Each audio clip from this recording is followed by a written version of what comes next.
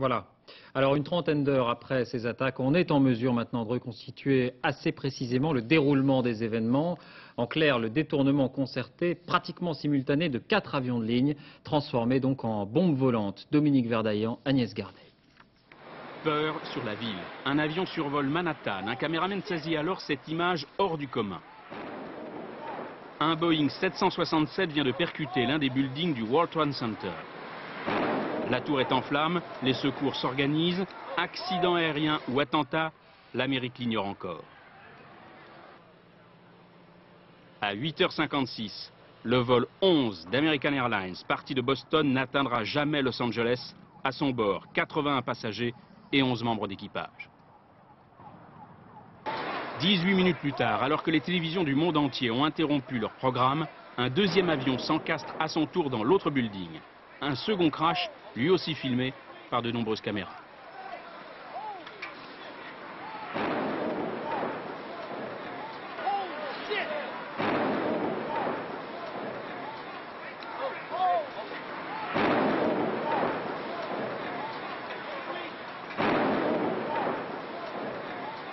Le vol 77 d'American Airlines, parti de Washington, n'arrivera jamais à Los Angeles. À son bord, 58 passagers, 6 membres d'équipage.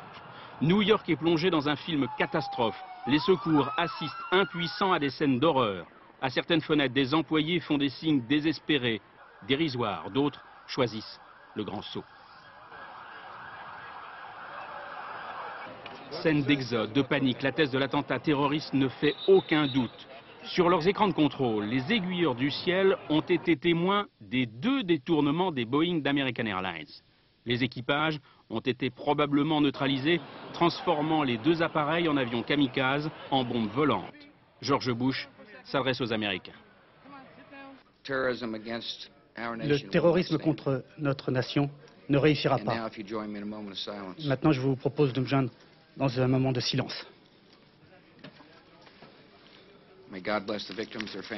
Que Dieu bénisse les victimes et leurs familles. Merci. 15 minutes plus tard, nouveau scénario catastrophe. Cette fois, c'est Washington qui est la cible. Le Pentagone est en flammes. Percuté par le vol 175 d'United Airlines. À son bord, 56 passagers, 9 membres d'équipage. À 10h05, alors qu'un journaliste s'apprête à intervenir à l'antenne, la première tour s'effondre.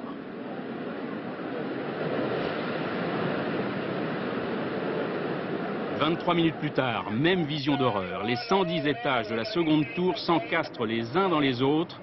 Plus de 30 000 personnes sont prisonnières du béton. Une partie de New York n'est plus que poussière et grave. Aucune trace de carlingue, un trou béant dans un bois près de Pittsburgh. Le vol 93 d'United Airlines en direction de San Francisco s'est crashé à Lambersville. À son bord, 38 passagers et 7 membres d'équipage.